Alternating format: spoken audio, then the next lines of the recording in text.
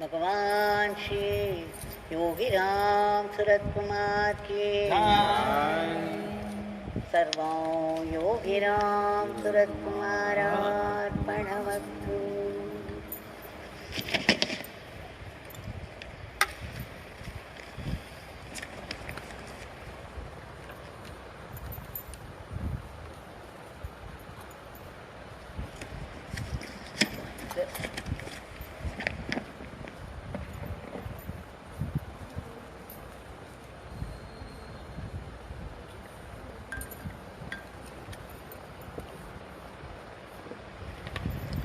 On this holy, auspicious day, we have had the great fortune of singing Bhagwan's Divya Nama, Yogi Ramsuratkumar, and Ram Nam once again.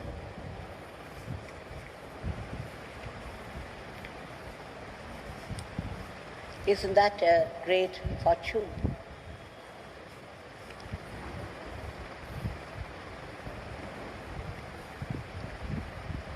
We shall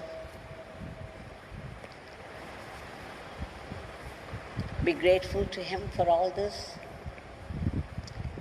for the celebration of his Nama, everyday celebration of his Nama.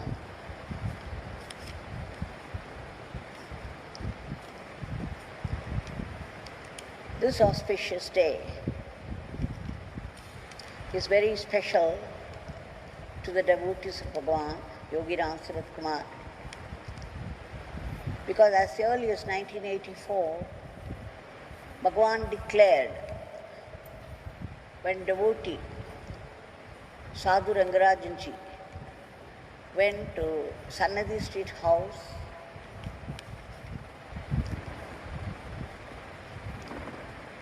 Bhagwan assured him, gave him the promise,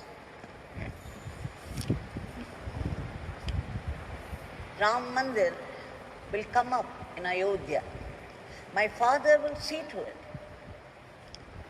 He raised both his hands in benediction and pronounced this declaration.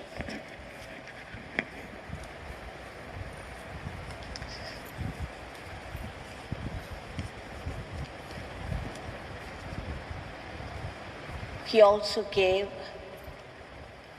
the holy task of spreading Ram Nam everywhere, travel all over India and spread Ram Nam.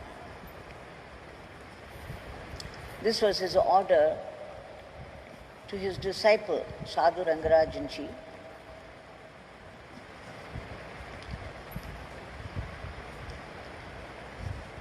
And this assurance he gave him. And true to that, after 36 years,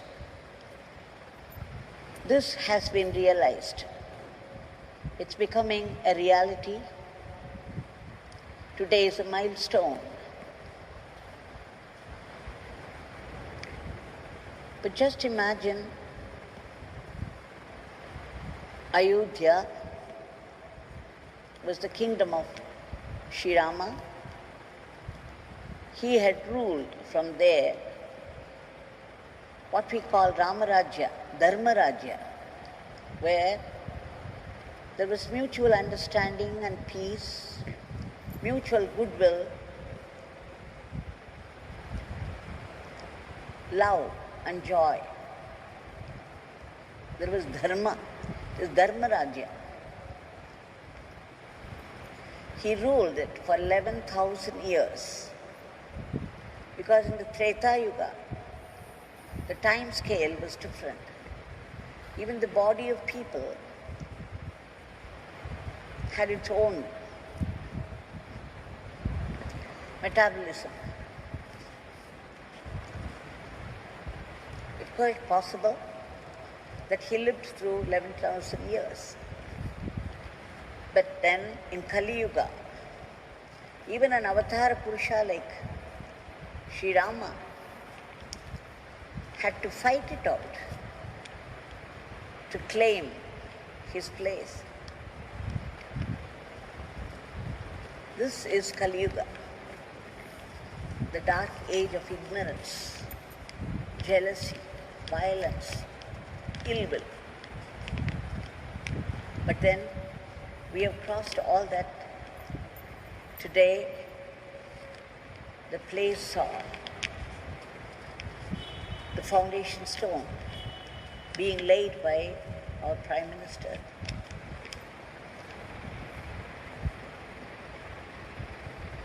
Yogiji's word come true.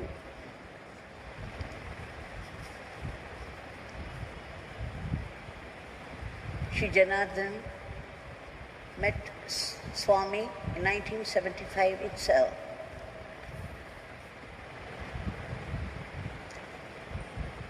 He is saying in his book that he did not know what devotion was. He did not know Ramayana, Mahabharata. He did not know any pujas or anything. But then, after coming to Bhagwan, what transformation! Bhagwan asked him to read Kamba, that is written by Rajaji. Rajaji had written the whole Ramayana in simple Tamil. It was within the grasp. It's of the common man. So, after Bhagwan asked him to do that, Sri Janardhana started. It was 75 that he started. In 76, when they were celebrating some function, the 60th birthday of a devotee in Subayamatam, Yogiji asked Janardhana to give a speech in Ramayana in front of all those great scholars, Tamil scholars, who had specialized in Ramayana. Just imagine, and Janardhana spoke.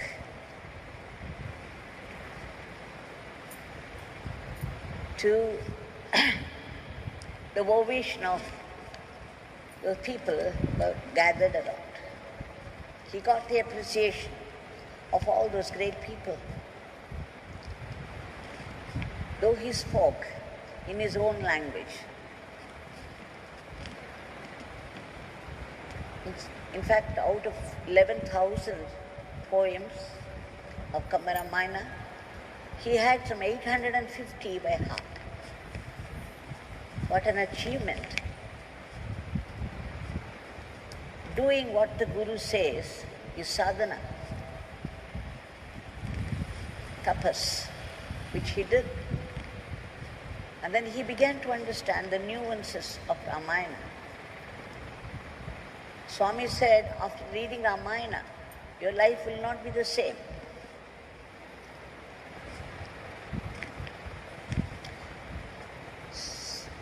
So after this, in 1999, when he had come to the ashram, Bhagwan asked him to take Valmiki Ramayana, Sanskrit Ramayana. He said you can even employ a pandit. You can keep him in your house,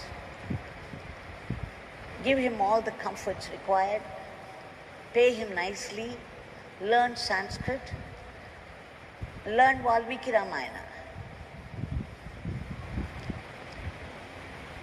It was a mammoth task for Janardhana, but then he agreed he obeyed. Though of course he could not get a pandit to come and stay in his house, he found a couple, Sri Venkatramani Mama, and he went to his house every day with books, Ramayana books, like a school student. So much so his grandchildren used to make fun of him. At the age of 60, he was carrying books like a school student, going to this mama, this uncle's place, to learn Valmiki Ramayana in Sanskrit. He again got some of them by heart. Such is the glory of Ramayana, such is the glory of Yogi Ramsuratkumar. We know certain experiences of certain devotees. We have gone through it already. Let us recall again today, because it's an occasion to recall such experiences. No matter how many times we go through them, again and again, it is still Ananda, it is still remembering Yogi Ramsuratkumar and his Leela, and it is still tapas for us, as promised by Bhagwan. We remember a grandma, a traditional woman, a widow, about in her middle 80s, very devoted to Paramacharya, and was observing all those strict regimen a widow is expected to observe. Completely traditional, orthodox. Her grandson brought her. She wanted to come to Tiruvannamalai, so her grandson brought her to Tiruvannamalai. But he was hesitant because his grandma was very orthodox. Whereas here, Yogi Ramsuratkumar was in rags, dirty clothes, and he was smoking. On top of it all, he was smoking. So how could his grandma, who was given to traditional orthodoxy, the rituals of the tradition, how would she receive him? So he left her in the car and went to Swami, but Swami was very particular to know who else had come with him. And the minute he learned, he knew already, but he was playing this Leela. And the minute Balachandran said his grandma was sitting in the car, Swami said, please bring her here. With great hesitation, Balachandran took his grandma. But to his surprise, his grandma was sitting there with folded hands, with such devotion looking at Bhagwan. What was more, Bhagwan insisted that only she should serve the food. And again, he gave the leftover food to her, and she received it with both hands, with such devotion.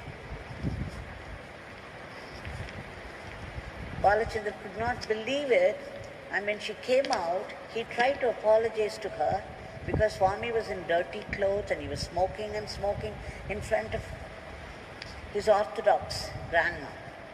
So he was trying to apologize, but in one word, the old lady cut him and said, "What are you saying?" It was Sri Rama sitting there. It was none other than Sri Rama who was sitting there. That she had the great fortune of his prasad.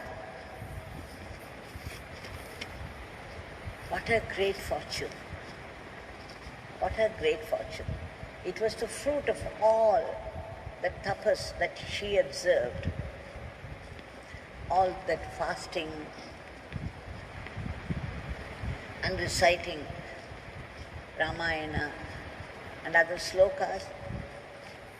This was the fruit of all the tapas for her. And the devotees would remember another story when a couple bought a land near the ashram. At the time there was no building at all in this spot. This was a barren land, rocks and bushes. There was only one house in the entire area. So when these people bought a land here in this place, they regretted it. They thought it was a very lonely space. They were afraid even to build a house here. They thought they had made a mistake. When they visited some people in Trichy, some person who had high intuition, when he saw them regretting buying a land in this side, with his intuition, he said, "Why do you regret it? There's a Rama's temple near your place. You go ahead with the construction of your house. There's a Rama's temple. Don't say it's a barren land, that it's a lonely spot." And what is more, I see Rama in this avatar moving like an old man with a beard. His clothes are dirty, he's got a beard, he looks old, but he is Rama himself.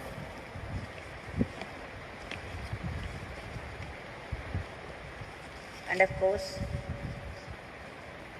we also had an experience. Once the then chief minister had come for a meeting near Sudama. And after the meeting was over, all those crowds rushed through the lane of Sudama, and they knew that the Panka Baba was residing there. They came and began to bang the door. And then Swami quickly, who was giving darshan to the devotees, sent them off and asked me to lock the house. He went out. I was so scared for him. But Sadhu Rangarajan ji was with him. He went out, faced the crowd, but the crowd, and Bhagwan had to walk in their front, and finally he was pinned against a great gate. And the crowd was upon him. In a minute, anything could have happened to him. The whole crowd pushing, jostling, more and more people coming and joining. It looked as though they were all going to be upon him, crushing him down. But in a second, he took the stick from Sadhu Rangarajan ji and held it high like Sri Rama would hold his bow and arrow. A few seconds, the scene changed completely. The excited, mobbish crowd became very quiet and dispersed, leaving free space for Swami to walk back. Again, a revelation of the truth that came as Ramavatar.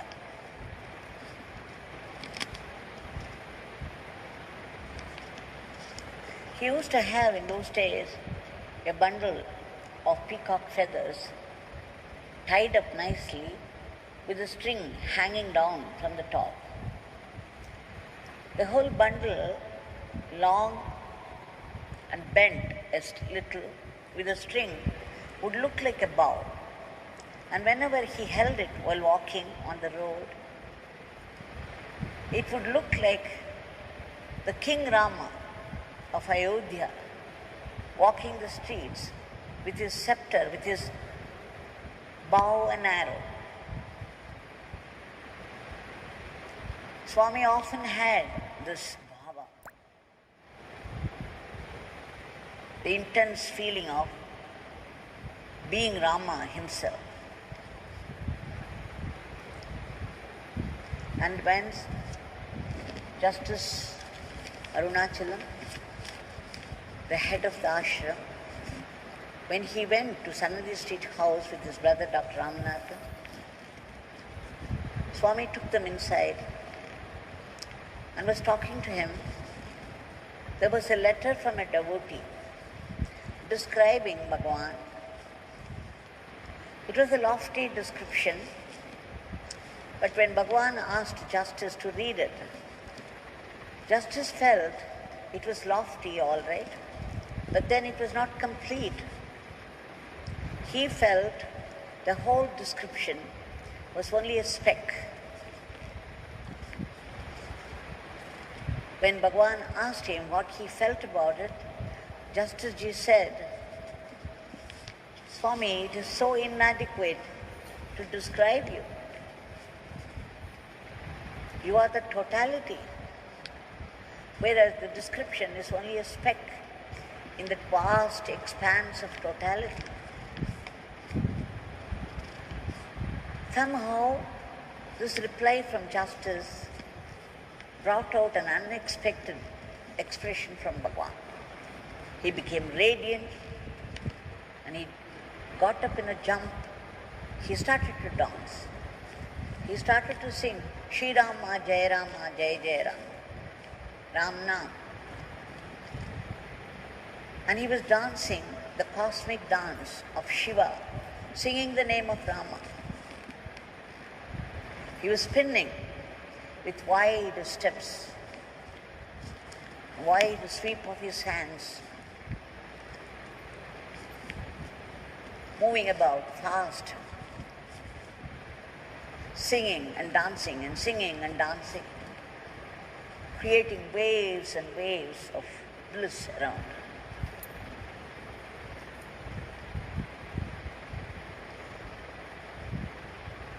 I'm trying to project some of the incidents where the Rama Bhava was involved, or the Rama Nama was involved. And after that, when Dr. Ramanathan was building a house in Ponneri, he wanted a name for it from Bhagwan, so he took the drawing of the house to get blessings. When he showed this to Bhagwan, Bhagwan named it Ayodhya. He smiled and said, Dr. Ramanathan will live in this Ayodhya and Rama will live in that Ayodhya. So again, it was a confirmation of Rama living in Ayodhya, Rama's Mandir coming up and Rama ruling once again from there, ruling, reigning, a Dharma Rajya, the kingdom of Dharma, where there will be mutual goodwill, mutual love, mutual trust. There will be peace, love and joy and brotherhood. Once somebody asked Swami what he meant by Rama Rajya. It's not a Hindu religious god ruling. Yogiji said it is a Rajyam, it's a kingdom where people will be remembering God and God's name. And they would be leading a virtuous life, offering all their actions at the feet of God, as instruments in the hands of God. This is the definition of Rama Rajya that Bhagwan spoke of.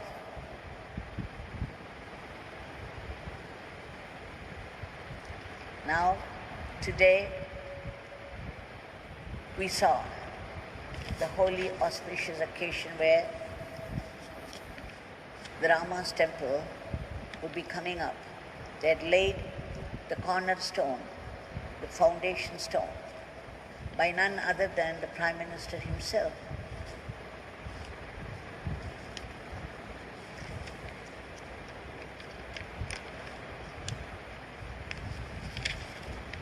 I would like to say what Bhagwan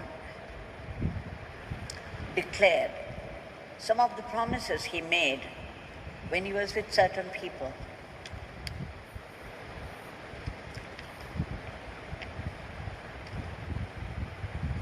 At the time Bhagwan spoke, This beggar sometimes talks in madness. And then this beggar tells people that this beggar is in the form of Nataraja at Chidambaram. This beggar is not limited to this body. This beggar is not from head to foot, this form. If 1 lakh people, 1 million people, they're all my stories, my scriptures, my Puranas. People sing on this beggar. Different people sing on this beggar in different ways. Whichever way people sing, whichever way people talk about this beggar, please know that they reach me. I am the cosmic controller. I alone exist. There is nothing else, no one else. So this declaration of Bhagwan is with us all the time, revealing his compassion, his boundless grace in the times of our difficulties, coming to our rescue, guidance and protection.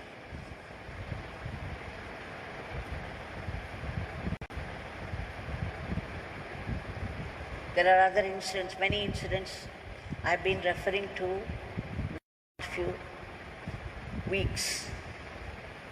How Swami commented in the breakfast hut when somebody complained that all those animals, the peacocks,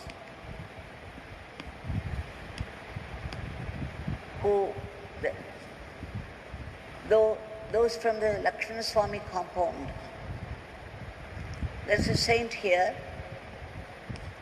in an adjacent building. So people were complaining that all these peacocks, deer, they are coming from that compound, Lakshmana Swami's compound. That came the reply from Bhagwan. All that comes to Lakshmana Swami compound must come to Ramaswami. Referring, giving a hint that Yogiji is none other than Ramaswami himself, Sri Rama himself. Now that Sri Rama, now the whole of India is celebrating, is here in front of us with a smile on his lips, hand raised in benediction. We shall submit our prayers at his feet today because we need his immediate intervention to free the entire humanity from the clutches of this terrible virus, to bring back normalcy, a dharmic normalcy in every aspect of life, everywhere. Bhagwan, please enter all those medicines being announced by different medical researchers so that they will work and kill this virus instantly. Please stop the spread of the disease. Please remove the fear from the minds of people. And all those soldiers at the border in defense of the country, we seek your blessings for peace to prevail there. And for all those soldiers there, and the soldiers here out in this field, fighting the disease at the very risk of their lives, putting up with all the challenges and humiliations in the process, people, the volunteers, and the workers from different departments, the sevaks. Please give them protection, health, longevity, and all-round wellness for their families. And again, we seek your blessings for the migrant workers also. Bhagwan, above all, Hey Shri Ram, there is nothing that you do not know, there is nothing that you cannot do. We need your immediate divine intervention for relief from the suffering the world is going through today. The economy is falling. Please save us from the downfall of economy. And above all, give us constant remembrance of your name